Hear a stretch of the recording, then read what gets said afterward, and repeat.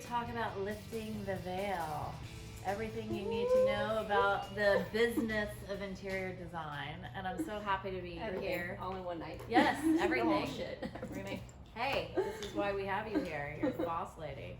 But for those of you who don't know Shirry, I hate reading people's bios. I find it so boring. So I wonder if you would just take a minute to kind of tell everyone here a little bit about you and your business. Yeah, sure. So, I am a native Angelino. I was born and raised here.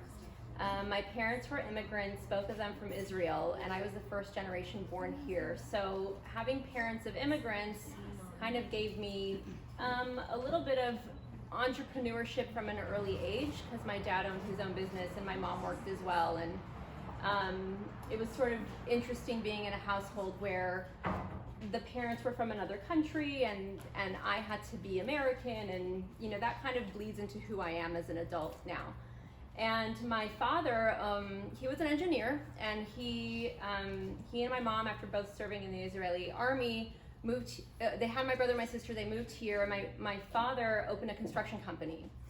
So I sometimes laugh about that, because I think people have the assumption that I was some sort of apprentice in my dad's construction company, which wasn't the truth. But I do remember, you know, things like blueprints rolled up on our kitchen table all the time, and I remember weekends where I'd have to go to job sites and visits and stuff like that. But it was more like he showed me the way where there were always client things going on, and there were solutions to problems all the time, and he specifically focused on hillside construction. So in his projects, there actually were never any designers. He was doing retaining walls and building framing for new construction, and then finished. Like, he left to another project. So I wasn't in a world where there was like designers and stuff all the time. I just didn't have that. I happened to have a father who was in construction and grew up in that way. And growing up here in Los Angeles, I actually focused a lot of my childhood, adolescence, and early adult life training as a dancer in ballet and modern dance.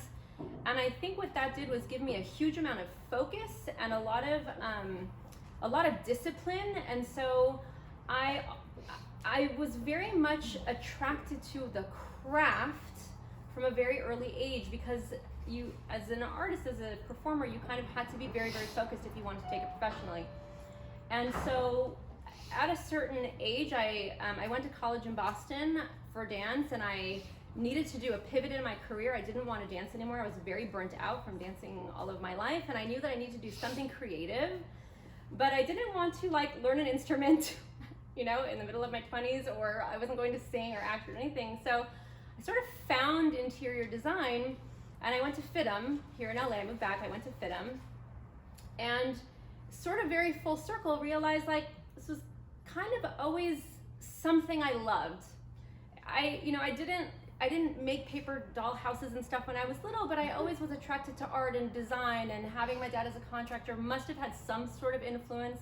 I don't know exactly what, but it was there. And I think the entrepreneurship was there in a sense as well. So I went to FITM, I sort of found my people. I loved it so much that I did an extra year. I got an extra degree in something called the decorative arts. Don't ask me what it exactly is. But I loved it. And so I opened my company as a homework assignment in the last quarter of school. They were like, go find out what it is to go to the city and do the paperwork to open it. And I think the homework assignment was more as an example, don't literally go do it, but just go see what the paperwork is that you need to fill out. And I did it. I went out and I opened ASD Interiors just because that's what you did in school. You just named it after yourself and you open a company and whatever. So I did.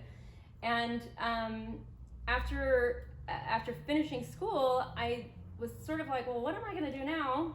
How am I going to get work? And the first thing that came to mind was well, I'm going to go find work. So I started with flyers in the mail, advertising to do freelance AutoCAD, because at the time that I graduated, which was 2004 from FITM, AutoCAD was becoming something that the generation of designers right above me they weren't doing it yet, and it was a way for me to use my very strong skill, because I loved computer design, I loved drafting, to get out in the world and sort of start to design. So what that did was it gave me a sense of working with different designers all around LA and how they work.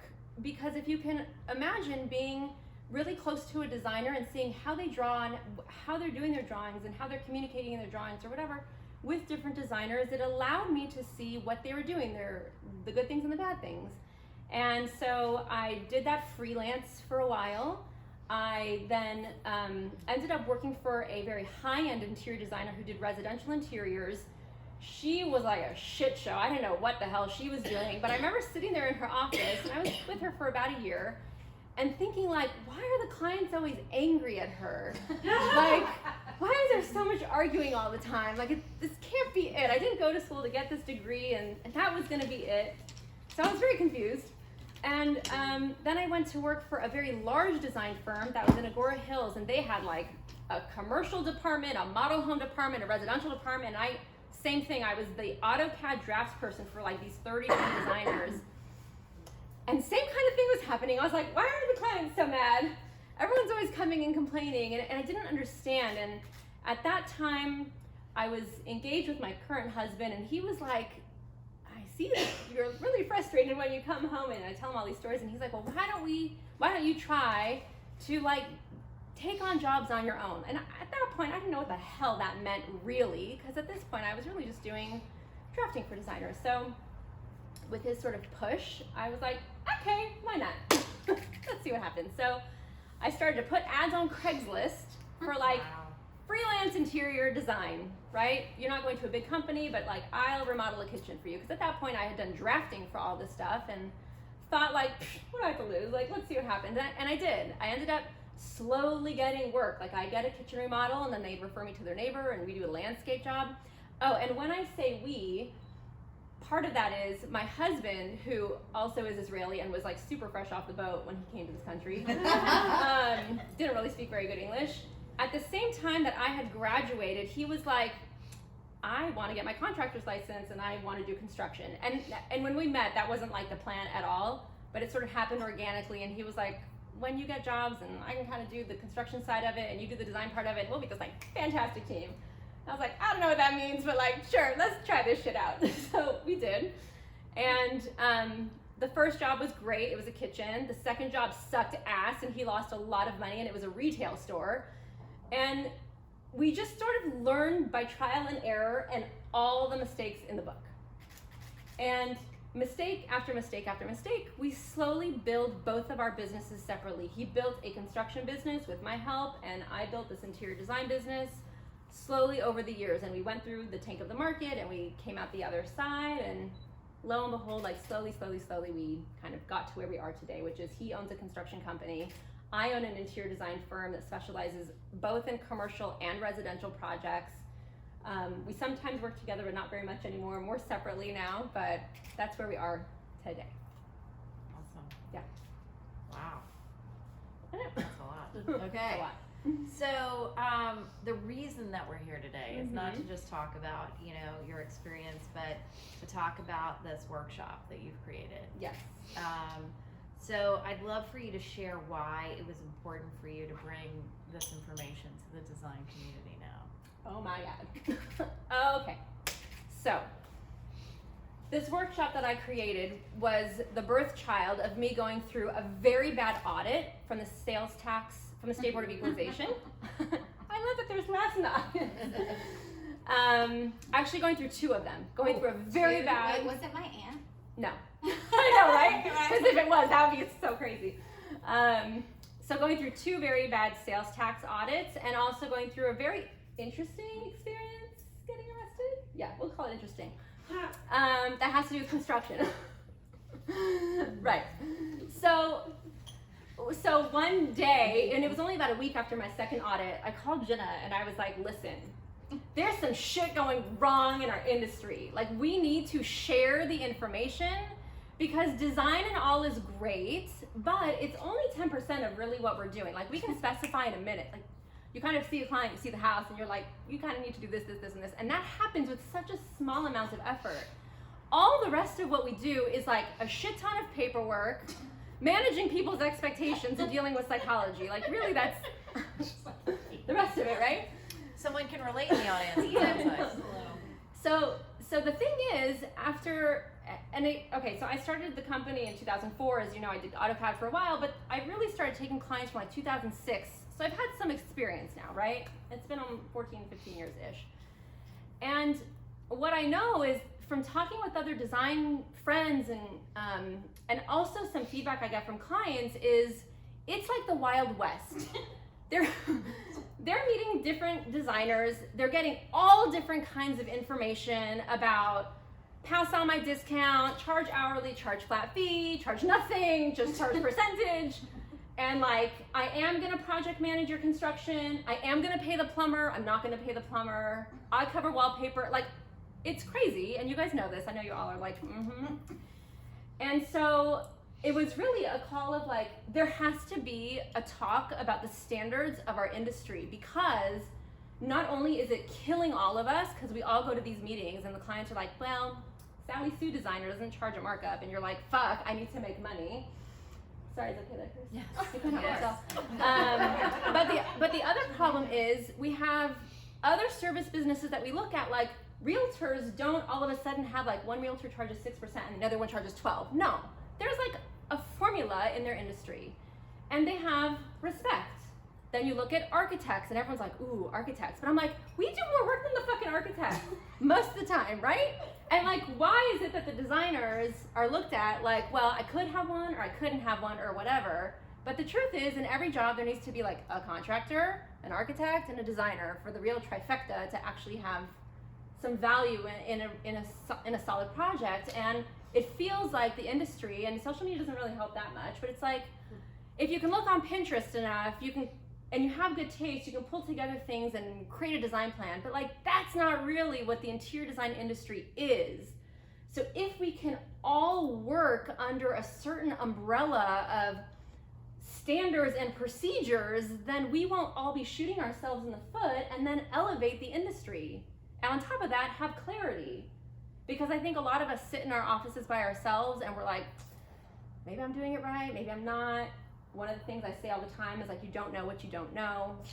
It's a really big problem, but if we're not talking, then we really don't know. So that's part of why the workshop came to birth itself, was like, I went through these audits and I was like, I know my fellow designers don't know this shit.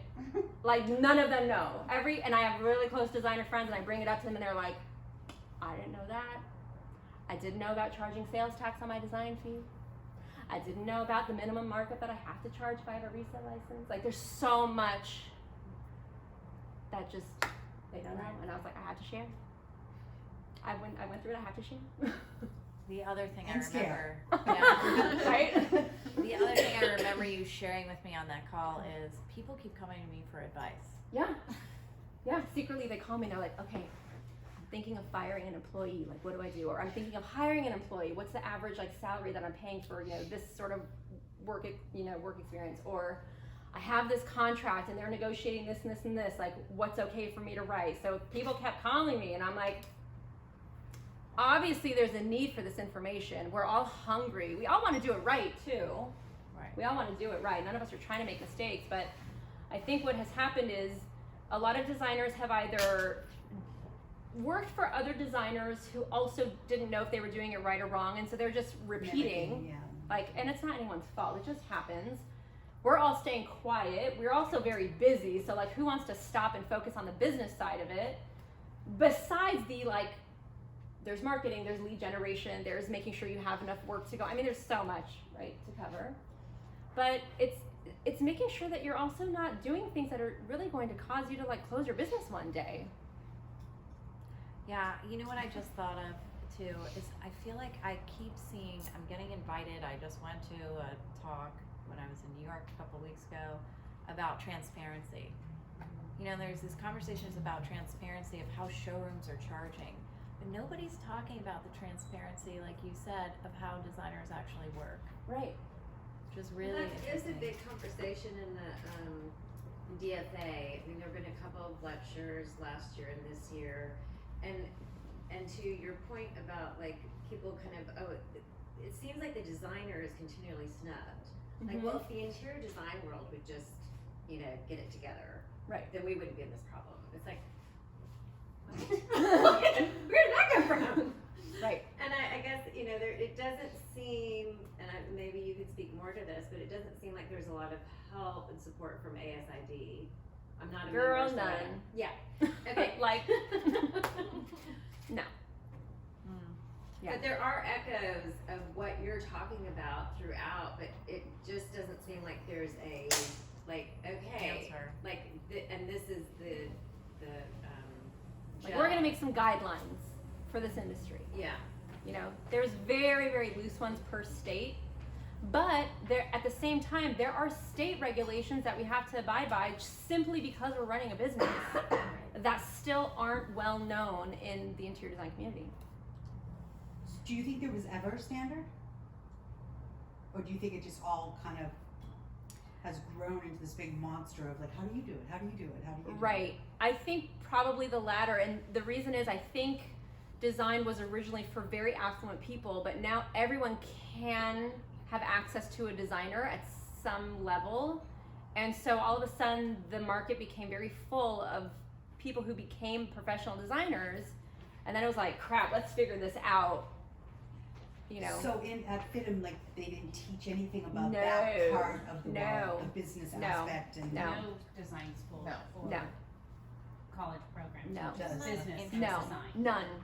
I think that that's true about any creative realm Right. you're taking on. That's art, that's design, Digital, digital, graphics, yeah. digital, you know, Or even graphic architecture, I design. don't think you're Yeah. getting They don't business. teach you the business end of any of that. They're like, Right. congratulations, you now have a craft. Right, because I think what's typical in a college mentality is we're going to train you to become an employee of a very large company. Right. There's never an emphasis on entrepreneurship Right. Business management. or business management. Freelance. Right, so you can dive off a cliff and figure it out yourself, basically. Well, I think most like school I went to was 4 year. That was definitely geared towards like TI for a corporate firm. Like you're gonna go work for Mhm. Gensler, you're gonna work for HO, like all the SOM or Right. whatever it was. I'm like, at the how many time. people are going to work at like, Gensler? Yeah, how like many that got a job was there? the, you know, They're always like the looking for thing. Right. You know, IAA was big at the time. You know, it's like that was like the goal. That was what you were gonna do. You're gonna Right. go work at CAD or an FF&E for a couple of years, and then you're gonna work your way up. And Right. then you know, it's like you didn't The have American to like, dream. yeah. Right. Does anyone else have the same experience that no one actually that you've gone to school with works in the industry? No one I know that I went to school I with. know a few really. people. I do. Yeah. Yeah, I know a few people. Very few. 2 out of, I don't Very know, few. Yeah. 120 Yeah. or something, Easily. You know? easily. Well, that's interesting. So let's talk a little bit about what you hope the workshop will do for the people who attend it. So the real goal is to create clarity, right? Because I'll give you an example of some of the calls that I get. So one time it will be a friend of mine and they'll call and say, so I'm writing up this invoice, this material is available at retail, but I get it at wholesale, but the client can see it priced online, and like, what do I do? How do I write the markup? How do I write for my design fee? You know, it's all of these very like small minutia type of things. But if you go through an audit, they will bite you in the ass basically if you're not doing it the right way. So to create clarity, because it may be very gray and cloudy when you're sitting in your office and you're not sure, but this workshop is to help create an understanding of a system so that way you know how to do these things the right way. Because it actually is very clear once you know what it is. Great. So Yeah. it's really about clarity. It's really about clarity. It's clarity about the construction world. One of the things that's really important that we talk about in the workshop is where designers are kind of stepping over this line that they think is okay to be doing, but it's really falling into a construction world, and they need to pull back and make sure that they're staying in their lane. And the lane is black and white. It's not gray. Like, it's very black and white, and it's very clear, and to make sure that you're not getting yourself in hot water, to understand where you need to be on that side of the line. So clarity. Is that the lead into the arrest? Oh yes. Okay. I'm waiting for that. You have to come to the workshop. Yeah, wow. So I'm curious, what has been the most challenging obstacle that you've faced in your career? So there's a lot, but you know, the audit was a big thing that, you know, it didn't happen to me, like I made it happen, but You know, I was Why were you audited? I was a Do you victim of an know? audit. No, I was Or just like randomly a picked random. for a sales tax audit. I have a resale license, so they were like, pluck, you know. So the sales tax audit was a really big one, but I call it, like, I had to pay money, and I call it my school fee, because I didn't get out of it without paying, and I didn't learn it in school, so it's the part of school I didn't learn. But it completely turned my business around, you know. Were you using a software, like, when you got audited? Yeah, I mean, I was using a combination of Excel and QuickBooks, but it didn't matter. I was using it all wrong. I was invoicing wrong. I was charging wrong. I wasn't documenting the invoices the right way. It was all wrong. It was a hot mess. Do you But I didn't use know. accounting software now? I still use QuickBooks for all of my accounting. Yeah, accounting, payroll, everything. Yeah. But I think one of the hardest things in design is really learning that I am a business owner first and a designer second. Like that shift in learning that I have to separate, I have to be okay to delegate. When I delegate, then I have to review, but I'm not a designer first. I really am an owner first. It's my responsibility to keep my employees employed. It's my responsibility to serve my clients. It's my responsibility to make sure cash flow is right. Then I can design, because if all of that shit goes haywire, there's no designing left to do, right? So that was a really big turning point. It took a long time. It took me like 7 years to get that through my thick skull. So I'm curious, for the designers here, how many categorize themselves as a business owner first? Painful. It's painful, right? Becoming, yeah. Right, Becoming, yeah. right. 5 minutes of fun, and the rest is. Yeah. I remember one of the things I had to do in college, it was like, go find a designer that works in the field and interview them or whatever. And I remember this designer I interviewed, and she was like, I only really design like 5 or 10% of the time, and everything else is paperwork. And I was like, that's bullshit. What? Like, that's not true. Really? I couldn't believe it. I was like, I'm going to get my design degree so I can go design, because I was, again, like attached to the craft of it. Like, if you want to be attached to the craft, then go design your own house and be really meticulous. Well, school, I think, also teaches you that. I mean, Yeah. you know, it teaches you the craft of it. Yeah, there's- and that's great, but that's not the business. Yeah. Like, that won't help you maintain and run a successful business. It just, like, it's sweet and all. Like, do that on the weekend, I don't know. Or, like, you know, if your husband is going to pay for you to live and you just, like, design one house a year or something. I don't know. Like, my husband is not making millions of dollars, and I have to have my income, so there's no, like, I'm slow this month, take care of the bills. Like, there ain't that, no. I don't live in that world. Like, I have to work. I have to make a living as equal to him, you know. There's no To live in backup LA. plan. Yeah, like to live in LA. So the audit was one of the biggest challenges, but it sounds like something good came out of it. Amazing. It Amazing. shifted kind of the It way was you like looked at the it. gates of heaven Yeah. opened. Yeah. Angels kept flying out. Because Because I got clarity. Wow. I got clarity. I was like, So, oh, I have a question. Yeah. So if you read the little booklet, yes. is that accurate? Or is It there is. more? No. The You booklet know of what I tax- handed tax- out? Oh, There's That's a, what I handed there's out. no, the IRS makes there's a, The State Board of Pub doc. Equalization makes, it's For like a small document. California, yeah. Yeah, if you guys don't know this, so on the State Board of Equalization's website, so the people that you have your resale license with, on their website they have PDFs of every category of different kind of businesses. So if you're a hairdresser, a wedding planner, a real estate agent, whatever, like whatever you have a resale license for, there's a document that tells you how you're supposed to track it and collect it and charge sales tax. Because at the end of the day, if you're selling a tangible item, they want their part of it, right? That's your job. And like the funny thing is, the day that I went, like that school assignment I was telling you to go open a business, I went to the registrar's office and I was like, here's my business name, and like I opened a business, and they looked at it and they're like, oh, interior design, okay, you have to also go to the State Board of Equalization and get a resale license. I was like, okay. Like I just went and I had no fucking clue what this paper meant, what I was supposed to do, how I was supposed to document. Like I had no clue because nobody told me. I just went and got it, and I was like, I have my papers. They told me to get my papers. You have to have the vendors no, though, like tax. my Yeah. drapery guy gives me a price for everything. Right. he doesn't break it down. Right. Like they say you're supposed to break it down. Right. So it's like, fuck it, I'll just charge tax on everything. Great. And then, great. And you can. Yeah. Yeah.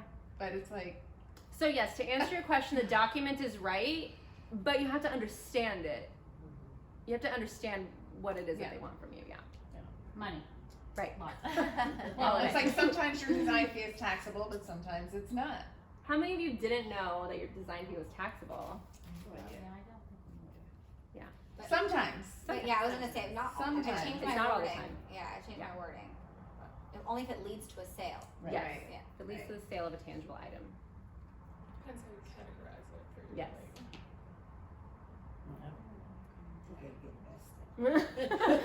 Get arrested. Like how do you like They're coming. So, Right? Live So- TV. so this story leads me into my next question, Mhm. which is one of the things that I admire about you most, which is your attitude and view of failure, Right. and that you don't look at them as negative. Oh God, no! They're all school fees. Right. Right. School fees. So yeah, I'd love for you to talk a little bit about that and what, because listen, not everyone's like that.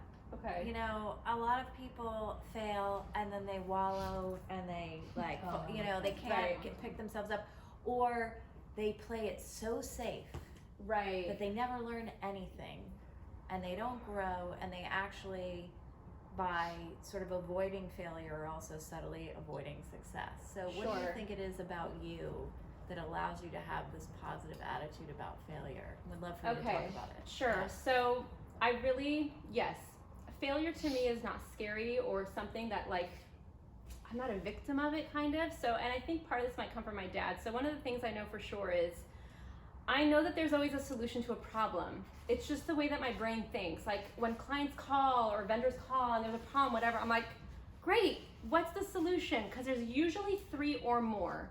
And I don't know why, but that's just the way my brain goes. Like, there's a solution. It's just not that big of a deal. And when something happens, it's more of a mistake than a failure. Like, okay, well then what are the next steps we're going to do to resolve it, to move forward? Because it's just not, there's no reason to sort of wallow in it. But in conjunction with that, like part of your question was like the staying safe part. I always took on things that I was worried or not sure if I could do it. So always stretching myself, right? Like the first time I got a retail space, the first time I got a restaurant, I don't know. I was like, I can do it. I'll figure out a way. Either I'm gonna do it or I'm gonna find the resources to do it or something. Because it's been done before. It's not brain surgery. Like I'm not really gonna kill a human if I do something wrong. I definitely couldn't be a doctor because but I don't know, like things happen. There's also like time, space, what I can control, and then everything else is out of my control.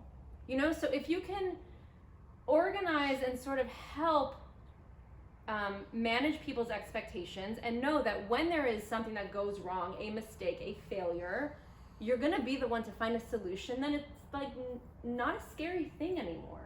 Right. Like things happen.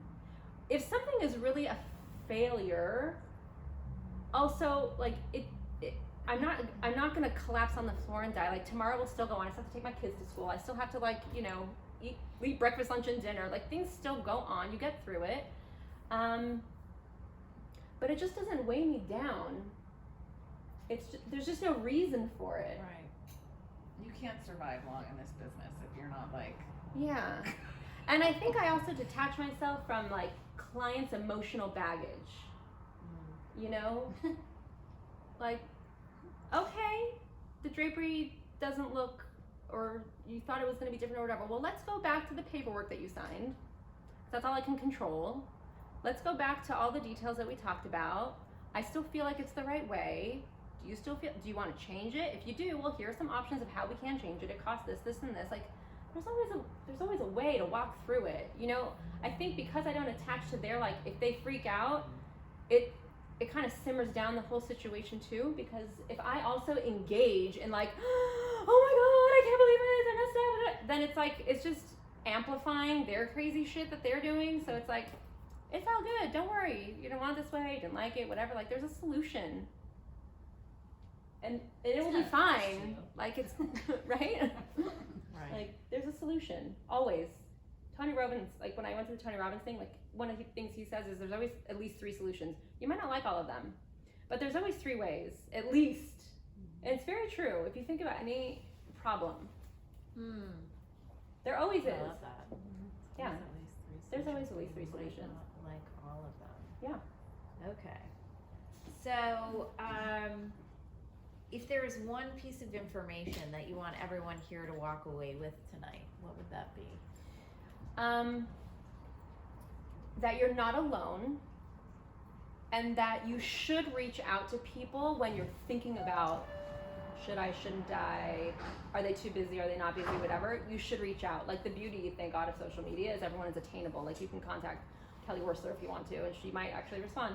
But you're not alone, and so if you're questioning how you're doing something or why you're doing it a certain way, or you're in a problem or whatever, like take a step back and reach out, because there is a community here, but it's like our job to stay connected as a community, right? I think we all are happy to share. We're happy to share how we do our processes. We're happy to share vendors. Like it keeps all of us afloat too. It's helping all of us. So if we're all happy to share and we just continue to do that, then it just strengthens our community. So like you're not alone. Did everybody hear that? No, seriously, because Yeah. that is the reason for this group being here. Yeah. It's like for people to connect and actually ask each other. Like I said earlier, like share your challenges and your victories. Like Yeah. it's true. Because the truth is too, if you're reaching out to someone and they don't answer, I think a lot of people internalize that, like, oh, I bothered them, they're too busy, whatever. No, sometimes they just have shit going on and they like couldn't reply, or they don't have an answer, or they don't have an answer at that moment. They have it 4 months later, but you don't need it at that time. Like sometimes it's their stuff. It has nothing to do with you. But what's the hurt in reaching out? Like the worst that can happen is they say no, or I don't want to help you, or whatever. But like nobody does that. When people reach out to you, you usually help, right? Like. Well, I think also like it's changing and evolving, but years ago, I feel like designers were very, they didn't want to share vendors. They didn't want to share resources, Which is crazy. and I feel like it's evolved into, Yeah. come on, let's just, prop each other up and do Right. this together, fall and succeed. But I Yeah. feel like that's where It was a much more closed society. yeah, in no, those I feel past, like absolutely. it was a very, so if you would reach out, I mean, I reached out to you don't know me, but I did 7 months ago, and you answered me, and I was like, oh, that was so nice. I'm you good. know? And I was like, we're all so Done busy, so differently. and this, random person reached out to you, and asked you a simple question, which you answered. Yeah. So I took the risk. Yeah. So then built Yeah. my confidence in, Yeah. other designers being open and teaching. Yeah. The other thing that what I know for sure happens is, and you guys might have experienced this yourself, is let's say you take a vendor, even a drapery person, right? And you submit your work order, and then you refer that drapery person to another designer friend of yours, and they submit a work order, whatever. What happens too is that vendor becomes better because they get used to looking at your work order and their work order, and then they realize like, oh, maybe we need to ask better questions or price our stuff in a more concrete way. Like it elevates them to work with more designers, because then their expectation level of what they have to deliver rises. Because if they're only working with the same designers over and over again, they just kind of crank out the same stuff. But all of a sudden, when Joe designer over here is like, I need you to put on your work order if you're gonna puddle on the floor or not. I need you to make that note. Then like across the board, they might start doing that. Making more notes, making more details, Like I'm working with this one vendor right now who's, it's not a vendor that is my normal drapery vendor. They're actually out of state, but the client is like, this is the one that everyone uses. She sends invoices and it's like, master bedroom drapery. I'm like, what the fuck does that mean? Like, there's like literally no detail. There's nothing, there's no yardage, there's nothing. And so we are teaching her, like, could you please put like all these details so we know that you're, besides the work order, right? Like, we need all these details in here, so we're elevating her. So the next time around a designer comes to this person, they're hopefully going to be like, oh, I need to include all these things. Well, it also keeps your vendors in business. Like, if you Yeah. have a really great vendor that, like, a lot of people don't know about. Yes. And then they're They're like calling hungry. you and they're like, do you have anything? Yeah. Do you have anything? It's like, just like, tell you know, obviously you don't want to refer someone that you know is going to be a shit show, and then they're going to be No. like, why did you refer this person to me? But if you know another designer that's like really capable and like is on it and is responsible, it's like, you know, here, go use them. Like, keep them in business so I can Yes. keep using them. Yes. So I'm wondering what questions are coming up for people as you're listening to Shirry. Have you been on Luann Niagara? I haven't yet. We're working on it. Okay, good. Because I'm like, your story is so, I mean, I listen to a lot, I mean, Yeah. I totally relate. I've been in this business a long time. I'm Yeah. much older than pretty much everybody here.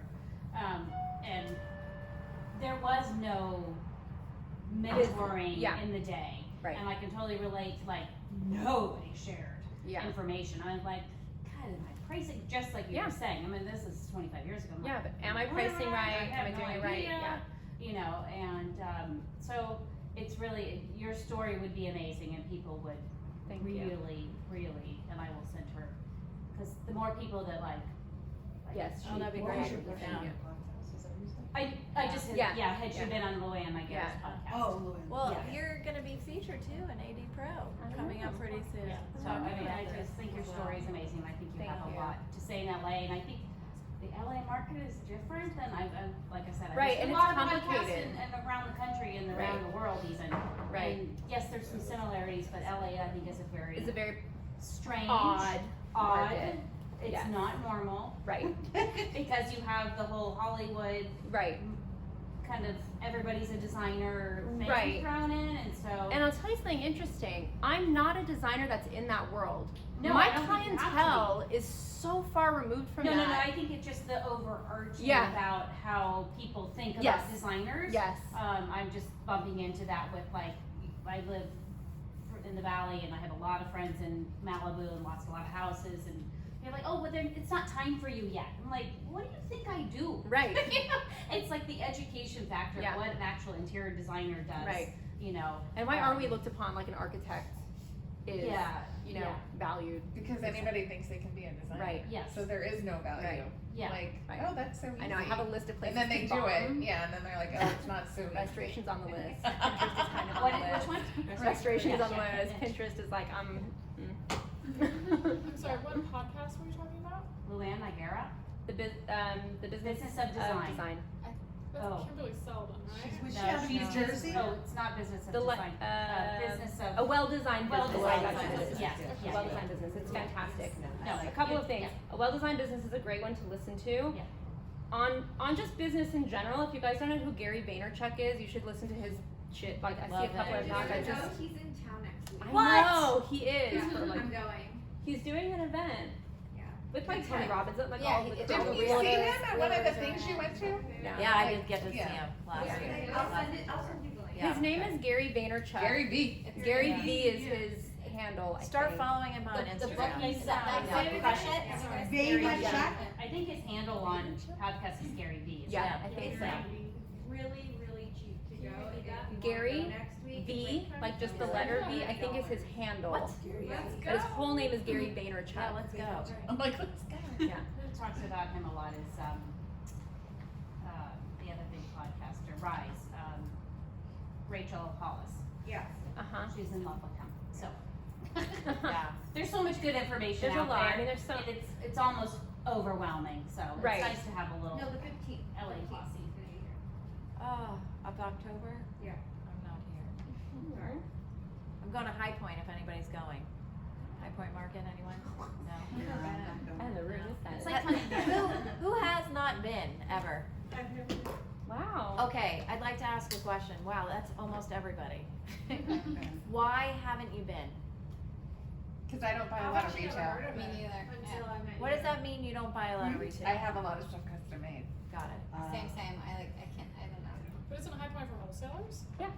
But Some they'll have, sellers like- on interior They'll have design. like vendors like make goods. It's and, changed a lot. It used to, Bobo. I used to have a retail store. It Bobo. used to be more geared towards the retail They're industry, nice, but Exactly. and listening to Luann Niagara, I mean, it's interesting how it's really a hub now for information and having just kind of this kind of conversation that we're Mhm. having tonight and listening to you. There's a lot more of that than there used to be. It used to be much more, I have a retail store, I need to go buy Product holiday market, for I need to go buy my, fill my store for the next year, and that's where you would go. So it's changed a lot, It has, and it's the other thing that's changed, I think, in the last, I'm trying to think, 5 to 7 years, is that they opened an antique design center. It's always been there. No, the antique design center opened about 7 years ago. It was Oh. not always there in the I guess we Market used to Square. always have their different pockets, maybe, Yeah. So, I bring it up, I grew up in North Carolina. So I've been going to that show since I'm 15 years old. And, I've seen the shift from retail to Yeah. designer. And I think, just like with any show, there's a lot of crap, but there's also a lot of great stuff if you know where to go. And I think the perception is that it's sort of down market. Because there are deals to be found. It's not like going to the D&D building or, the PDC. But there's definitely, Jill's been. Jill I knows. remember those days with you. I could tell some stories. Yeah, some good parties too. How would you, Well, that time you had everyone at your house. too. Yes, yeah.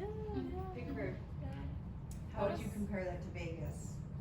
I think it's much better than Vegas. oh, it's like, And it's a whole It's city. the- yeah, it's huge. Vegas Much wants bigger. to be that on the Yeah. West Coast, but Right. it'll never be that Yeah. because the furniture, so much of it's made there that Yeah. it's Yeah. like, you'll never get that. Yeah. Did Chuck, was Chuck in? That's what we meant. To market Yeah. share. So, Market, at like Kansas, they so go that's on what to we meant. January. Right. They say the fall market is the stronger. I never ever noticed a huge difference between the two, Between what two? between October and April for high So school. in your estimation, is it a one-time event? Is it a rite of passage? Is it necessary? I think it really, I think Depends on now, your business, yeah, I I think I think you're right. I think it depends on your business. But if you are looking for things that are well designed but more affordable, I think it's a great place to shop. Because there are some really great things and things that are made locally. Locally to North Carolina. And the furniture manufacturing is starting to come back. The place just got, Your mom's God's gift. yeah. No, but it is. It's starting to come back, as well as other goods like ceramics, and things like that. So, I think, do you have to go every market? No. No. Is it something to go to every couple of years? Probably. It's also great for networking. Yeah. And meeting a lot of people. I don't actually go as a buyer. I've gone for the social aspect, and I've met so many people and other designers nationwide. So Yeah. I think it's also vendor building relationships that's really important, to kind of hone in who you want to work with. And even if you do a lot of custom, it's like good to have a few smaller backup people to connect with. So. Can I ask you a question? Oh, Yeah. I have so many questions, but a lot, and I asked you some of them. They're so specific to me, but this is one that's really on my mind a lot. Is do you have any thoughts on hiring like junior designers or people who design so that you can be the business owner? That's something I'm struggling with so much because there's so much work, and I turn down work, and it hurts. Like it actually hurts me because some of the jobs are great jobs. Some of them are mediocre, but like I could see the money I'm turning down, and it sucks when I'm the sole designer. Right. And I'm out of ideas sometimes because I am a business owner first and foremost, always. Like I this. Like I think about the margins, I think about all that stuff, like how much am I, saving for retirement, like my employees, all that stuff. Anyway, that's a big struggle for me, and I know a lot of other designers that are my friends have the same issues. Yeah. Like, are we always going to be the sole designers of our business? Hell Have you no. seen anything? I really don't design anymore, I'll tell you that. Like, Really? the two of the employees that I have are designers. And the way that I structure how we work in the office is a project comes in, I'm the sales force. I haven't yet hired a salesperson because I'm still the salesperson in our company. So I meet a potential client and I sell them on hiring our company. It's a company, meaning they're not just gonna get me. You might hear from Kate or Madison or whatever. But a project comes in after the contract is signed and we have a deposit, then we have a kickoff meeting in the office. and I assign the project to somebody, one of the designers in the office.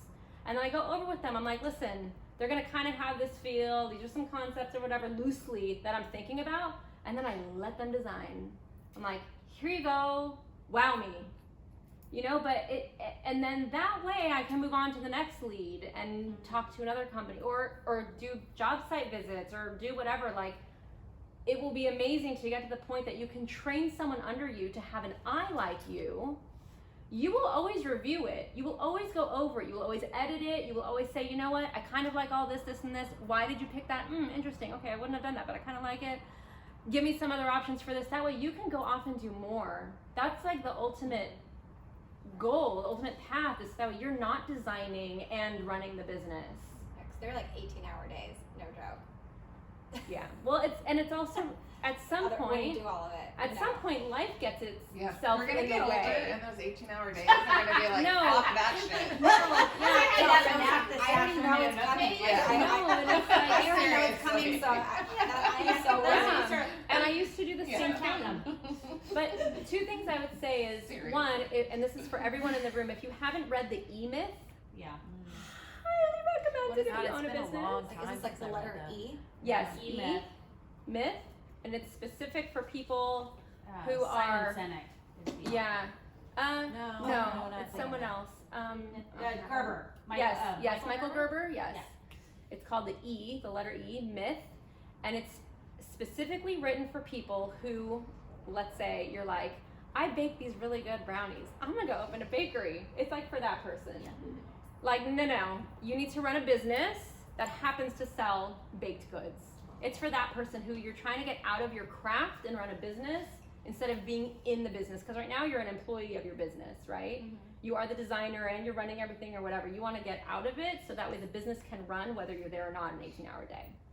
So that's one big thing. And the other thing about like life getting in the way is not only will you get burnt out very fast, but like in different phases of your life, you're just not going to also want to work 18 hours a day.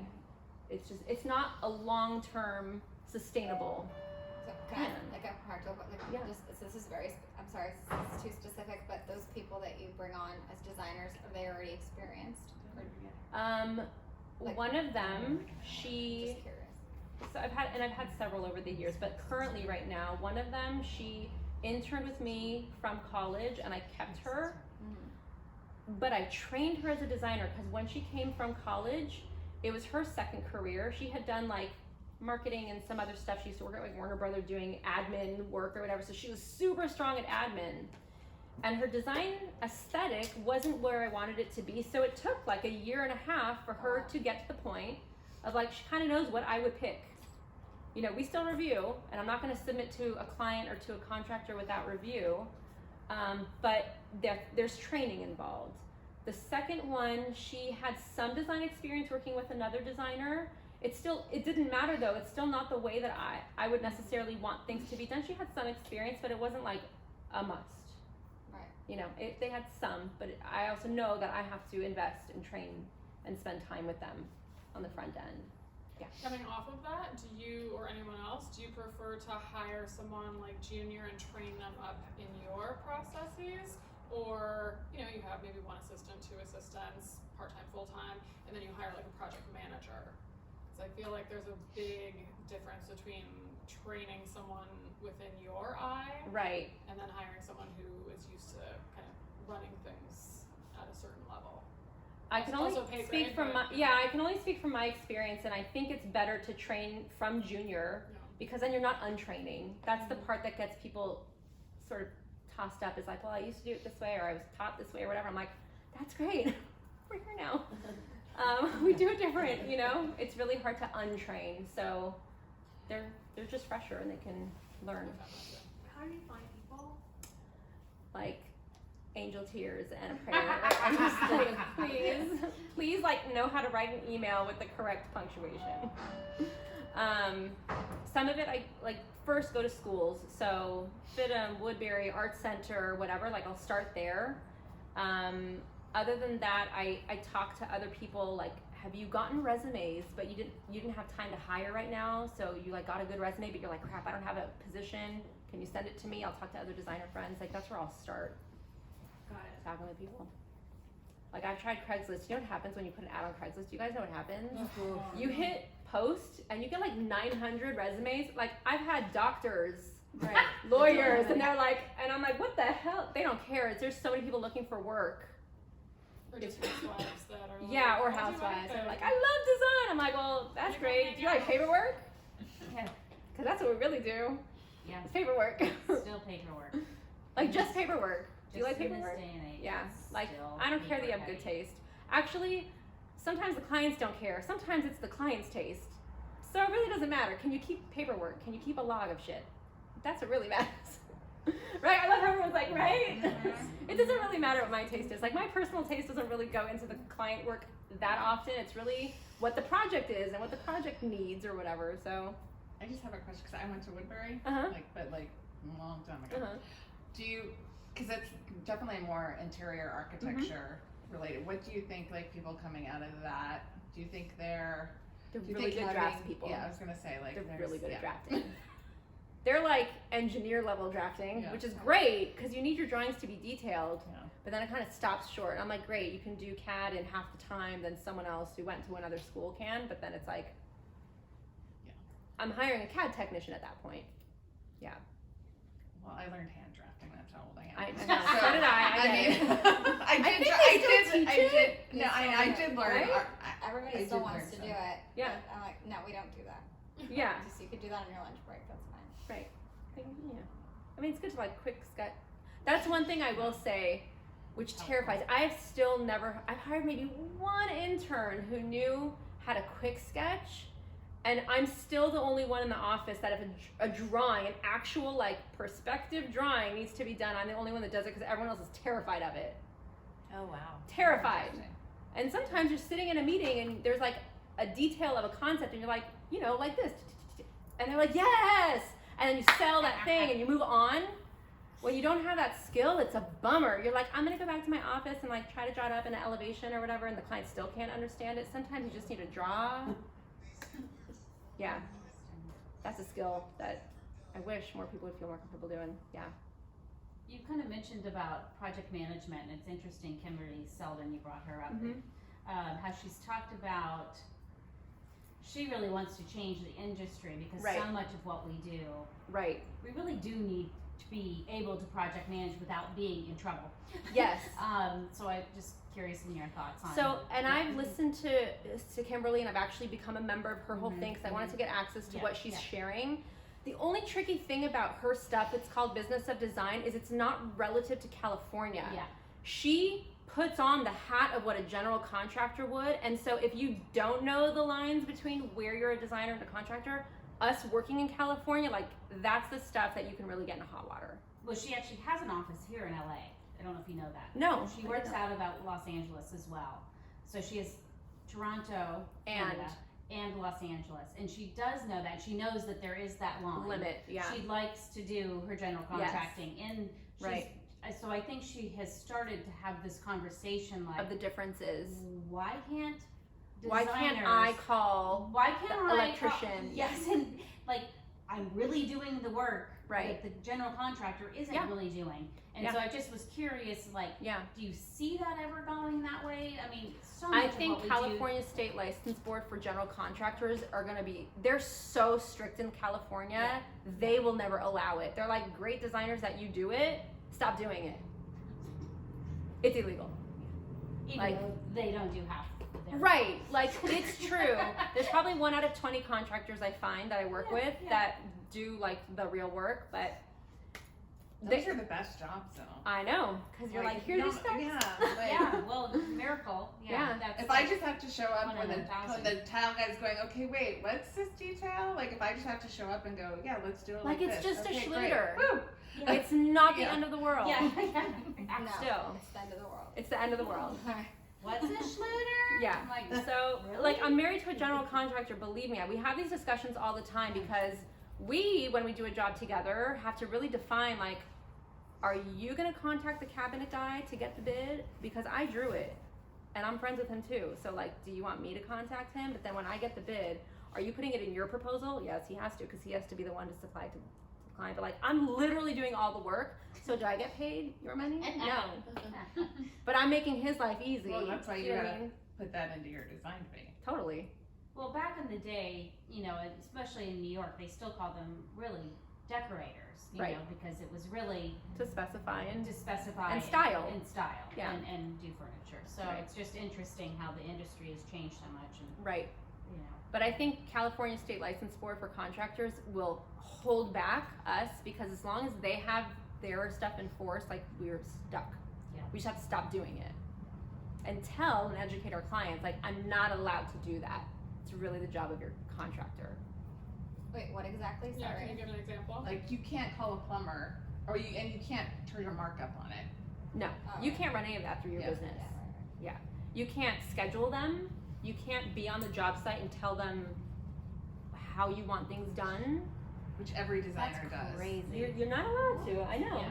Even if the general contractor is present and he's the one that's directing Right. them, You have to just on supply it site to make sure he's saying like it, and all of us do it. You know, and it's Yeah, really you can't run a business without doing it. right. Well, because the contractor's calling you, and they're like, "Where did you want this, that, whatever?" You know. But it's really a matter of like if something were to happen wrong on the job, and the client has a problem with that contractor or subcontractor, and they want to go back to you and say, "Well, you specified to put my hand shower at this height, but it wasn't supposed to be ever at that height because the manufacturer says it's not supposed to be," whatever. There are things that you can get into trouble just because you're the one really pushing the job along. Like one thing that designers do is we keep momentum on a job. Mm-hmm. Like when the momentum starts to slow down and the contractor's like, I'm sort of like made my money and I'm out of here. Yeah. It's the designer that sort of puts it together and like pushes it along to finish, right? But that can get us in hot water. I'm sorry, I just missed something. So you said that we cannot specify plumbing heights because that is. No, on a job site, like we can have a drawing Okay. that says where we would like it to be, Okay. okay? But if the general contractor is hiring that subcontractor and they make a decision of what they need it to be because of a code or because that day they decided they don't want it that high or whatever, we can't interfere. Looks like if we like want to put a toilet 12 inches from the wall, from center line, like that's illegal. It's ultimately the contractor who needs to communicate it to the plumber. We can't Right. have it be on us. So like the drawings are to design, not to build. Right. But it's all vetted through the contractor.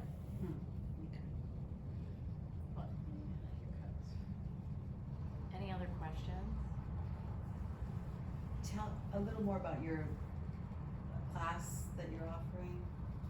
The How workshop. long is it? Workshop, excuse Yes, me. so Workshop, how long is it? Is it We have- like this venue? Is it? right, we have the workshop, which the next one isn't scheduled yet. We'll figure it out soon. But whoever, if anyone's here interested in finding out more, if you want to make sure we capture your email, so And tell us. yeah, so we can let you know. about And it's specifically focused, like every workshop has a different focus. So one will be specifically on invoicing, one will be specifically on contracts, one will be on construction. So they all have a specific focus. Separate to that, I'm doing mentoring, which is a new program that I'm doing, which is half-hour to 1 hour mentoring, because 2 reasons. When I was starting, and because I jumped off the cliff and just opened a business, I was dying for a mentor. I was dying to call another designer to be like, are my contracts right? Am I doing anything right? And I didn't have anyone. I didn't have the designers to reach out to. So I'm offering that mentorship program as an hourly based program, because also our work is so specific. Like one of the things that is a super bummer about our job is that every single job is different. So I can't blanket statement a lot of things. So friends call me and they're like, I have this one specific thing, the client is like this, they happen to be a lawyer, their wife is a gynecologist, they think this way, their house is on a hill, like it's so specific. So you have to take all that into account to then problem solve, right? It's not like I can be like, on every single job, you're gonna do this, this, this, and this. So I have that, and then I have also these quick fire 30-minute calls when you're in the midst of something that is actively ongoing and you're like, I need an answer on this specific thing. The hour-long mentoring is for regular sort of ongoing mentoring if you just really need to have like your shit put together.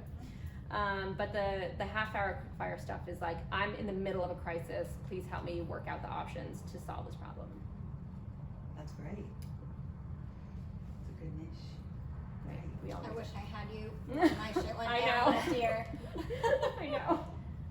We have another question, Lauren. Kind of a, an elephant in the room, of any kind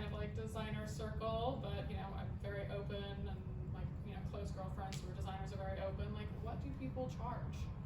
You know, I feel like it's such a myth and part of standardizing based on experience and, you know, education and all of those things. I mean, it's so interesting. So like, curious. I have a different viewpoint on it because I think what you charge is based on your value. Absolutely. And not on just like A standard. yeah. And part of it has to do with, again, specifically what you need to cover your bases. Like, I have an office, I have 3 employees, so I have workers' comp and all this shit that I have to What's cover. your goal? that- Like, what's, do you wanna make? Yeah. Everyone has different reputation for their own business. Exactly. And then there's what is the market will pay for me, right? So like, I can't, so like multifamily is a really easy one for me to talk about because multifamily, we have a system in our office of doing multifamily projects and it has a very small variation. And it doesn't matter if it's 10 units or like 600 units, there's a very small variation in multifamily. So it's super easy for me to price. And I know how much I need to be there and how much not. And the variable is the client and what their common spaces are. So if they have 2 common spaces or 10 common spaces, like those are really the only variables is the client and the common spaces. But there's also just what will the market at large pay for these services and what am I willing to accept? Most multifamily is like 1.5 to 2 years if the contractor and the developer have their shit together. Some are even longer than that. And my business model is mostly flat fee. I don't like to count hours and that's a personal choice of mine because I can't sit, like I'm too ADD because I'll jump around to different projects all day long, right? Yeah, so, and I like, bless you guys that can count hours because I definitely can't. But I think about like in a 2-year span, let's assume it gets done in 2 years, and depending on where they are in their projects, some haven't even submitted to the city, you know, and some are like, we're in 2nd floor framing, we need plumbing fixtures. You know, then I can know sort of what it is. I know based on the developers and what they're telling me, the range of like $20,000 to $25,000 is what developers will pay for a designer to do a multifamily project in this city. Some of them want to pay 10. They're just not going to hire my firm. Yeah, like some of them want to pay 10 because that's their value that they put on a designer. Some of them want to pay 10, and you know what? I'll take it, but I'm not going to give you my full scope of work. I'm only going to consult and give you like a package, but I'm not going to do job site visits. I'm not going to do the full, you know, plan. Like, this is what you get for 10. We can talk, but you're not going to get everything for 10. It's just like a car. It's like you can want a Maserati, but if you can only afford, you know, a Honda Civic, like the Maserati people are like, okay, we're just going to give you our at cost.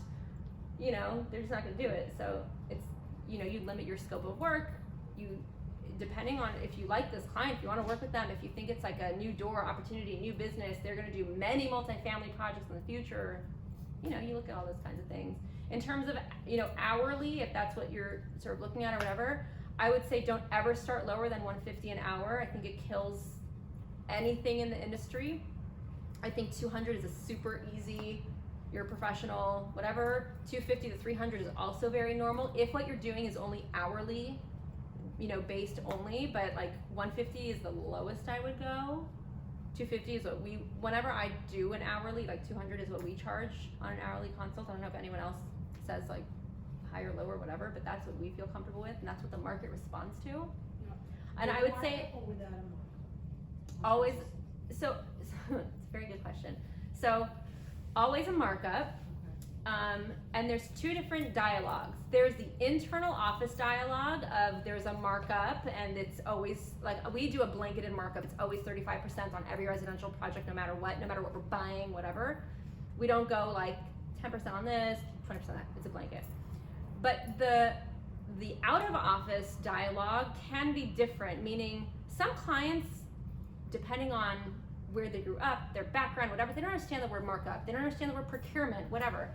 What I market and package and sell to them might be different vocabulary, but the bottom line is I have a design fee and I sell product and I mark it up. Always. Do you know what I mean? I still don't understand how you hide the markup. So, If you need to. so I never hide it. They always, if they ask, they're gonna get a straight answer. We have a procurement fee. It's just not called a markup.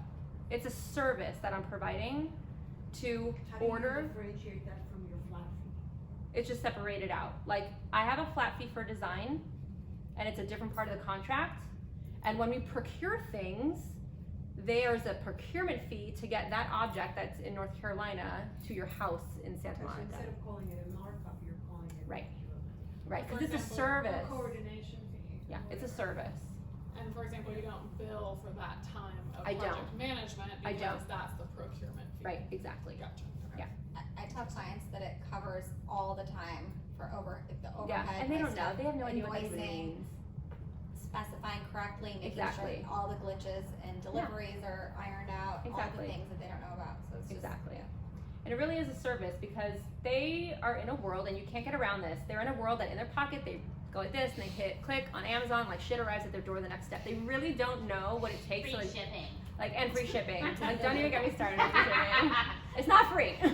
You're paying for it. Not free. It's built in. Exactly. And I have conversations in our office constantly about this stuff. Like, do we want to build it into the cost? Do we want to have a line item for shipping? There was a time where we would procure everything and have everything on invoices and then later calculate all the shipping for an entire project. Like, we've tried everything in the office. And it comes down to psychology with clients. Like, what are they going to approve? What are they going to move this project forward with?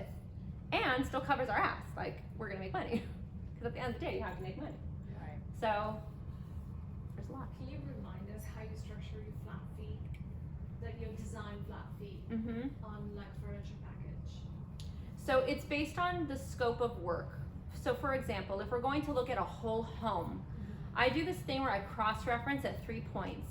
I look at what is my overall value that I'm gonna charge to be on this project, knowing how much time it's gonna be, how many months, what needs to be involved to get, let's say, just for example, a whole house done.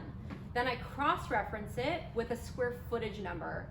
So on average, like if you're talking about numbers, because no one talks about numbers, right? On average, there's a sort of rule of thumb about $5 a square foot is a really good rule of thumb if you're doing a whole house interior design package only. You haven't bought anything yet, you're just designing and putting stuff together.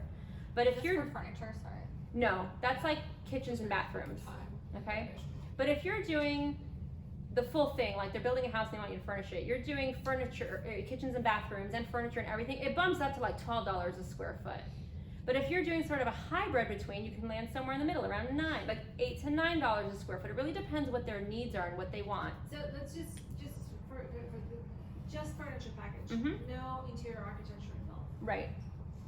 You're somewhere around the $7 to $8 a square foot is a good market rate for the LA market to furnish a full house. Now, if you're pricing one room, and that's your choice if you choose to do one room, it has to go higher. And it can't, you're using this number as a cross-reference for a whole house. Like if you're just doing square footage of a 400 square foot room at $9 square foot, it's not helping you, right? It's that goes back into more of your value and your time that you're gonna put into it. Right. But then you calculate your time that you're gonna spend on designing and being in client meetings for presentation and being on the phone with vendors and all of that, add 15% to that, then add another 15% to that, and like that's, you can land at a round number, Got it. you know? Okay. That's So you good. said the third cross-reference was how many vendors you're talking to? No, so you're either gonna do flat fee or hourly, then you're looking at square footage, then you're looking at percentage of the overall project as another cross-reference. So on average, if you're furnishing a whole house, let's just say for round numbers, you're spending $200,000, you wanna at least be at 10% of that, at least. For design. For fee design plus- fees, plus plus your the markup. 30%, Yeah, just whatever your the- design fee. yeah. So again, you're gonna furnish only a house. It's already built, right? And you estimate you're starting at somewhere around $200,000 to furnish the house. Your design fee should be at least around 10% of that. So when you go back and cross-reference all of these things, they should end up somewhere around the same number. All right, I just want to check time because we've been here for about an hour and 15 minutes. Sorry, I can go on and on. So I'm gonna We can take a nap. let's I take know, one right? more question, and then this is why you need to sign up for her workshops. About real, and to hear why I was arrested. So is there one more question? I know. Katie, Do it, fine. Katie. Everyone is gonna benefit from you asking a question. Yeah. So those dollars per square foot were new numbers to me, but do you have any insight on if like you're doing interior architecture consulting and all the elevations? like I know I emailed you about this. Yes. At some point, but and I still have yet to hear back. But Mhm. it seemed very fair for like a 1.5 year long Yeah. project and elevations. Is Yeah. there? I just feel like there's no standard, so I kind of, like, okay, well, I'm doing elevations, kitchens, all bathrooms, electrical, plumbing, Right, we talked about like tile lamp, fireplaces. like all that Yeah, stuff. That it's everything. like more like what, like I think the price like $20 a square foot Right, on 5,000 square foot house. right. It was like $110,000 ended up being. I was like, I'd charge more actually. You see, it's a lot of work. Like Yeah. it's really, really a lot. Yeah. Plus project management built in. But I've never heard anybody say those numbers really before, so I don't know, is that even normal or? I would say it's high. Like again, it's the feedback that I get from the market. It's the feedback that I get from developers. I think it also makes a difference if you're doing it for a client or for a developer, because it's a very different That's world, true, right? The numbers most of the time, for a developer are going to be lower than what it would be for a client, because you're going to spend like emotional time with them, right? But I think the architectural part of it, not furniture. You're saying both together. Not even Just furniture, just architectural. interior architecture. Interior Right. architecture package. Yeah. I would say between 60 to 80 is fair market value for the Los Angeles market. $60,000 to $80,000 for like a 5,000 square foot house. Yeah, it's fair And then market what's the value. per square foot? Oh, I don't know. I can't reverse do the math on 5,000 And square then do feet. it on the 80 because I don't want it to be at 60. Whoopsie. And you're saying for the whole process, like. Yeah. for the Yeah. architecture. For a developer, I would charge less, but for a client, 62.50 a square foot. 62.50? A square foot. Sorry, I did that backwards. $80,000. So it's Sorry. Uh-huh. 5,000 square feet. Is $16. Alright, that's about right. Yeah. No, yeah. A little more than that. yeah, like Well, it it depends on the details, actually. It depends. Like if you're doing full drawings, if you're really putting together a material package, it depends the scope of work of what you're providing, Yeah. right? Those are the hardest things. I think that's in this probably industry to minimum. figure out. Yeah, 16. yeah. If you're doing an architectural package, yeah. If you're doing construction documentation or not doing construction documentation, like it depends. Yeah. Those are the hardest things to bid. Like furniture, flat rates, like Right. you can do those. Yeah. Those are easy. Yeah, and it also depends where your strengths are. Like, what costs you more money to execute and get out from your office? Because one of the funny things, this is the last thing I'll say, is like one of the funny things that happens when I bring people into the office who are used to working in an office that are doing hourly only, they sit there and they're kind of like reaching for hours. Like, what can I do that's billable time? And I'm like, it's such a different way to think as opposed to how's the fastest I can get this done with the least amount of effort and get the job done. But on an hourly basis, you're kind of like, where can I find billable time? Like, where can I pull another hour here and there because I need to bill my clients? It's a totally different way of working. You're trying to like find more work as opposed to doing like less work and doing it more efficiently. Do you have a margin on the people that work for you though? Do I have a margin on the people that work So for me? like, Meaning if you charge differently for like. Oh, no, no. so like, do you, like a multiplier. So like, if you pay your employee X amount of dollars an hour, you're charging times 3.5. No, because I'm not doing it. I'm not charging hourly on their time. Most of your projects But you it's do Yeah. normally times 3. flat fee kind Yeah. of Standard. 2.5 to 3.5 Yeah. is like standard now. Since I work mostly flat fee, when I'm doing hourly, it's usually just me anyways. Yeah, because I do so little of it. Does anyone do hourly and just charge flat rate? I do hourly. Both. Yeah.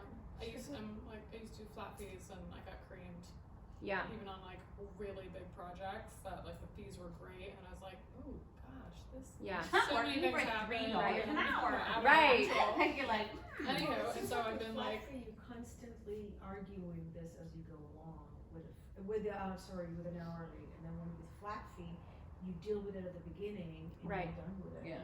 It's not a constant like, oh, mid project, they're Right. gonna start screaming. Right. it's true, but you do have conversations about scope creep Right. and like that's always Right. like, And with a flat fee, there are limits too, though. There's a limit to the amount of revisions. There's a limit to how many job site visits. Yeah. So it's also not open ended. Contract Right. too.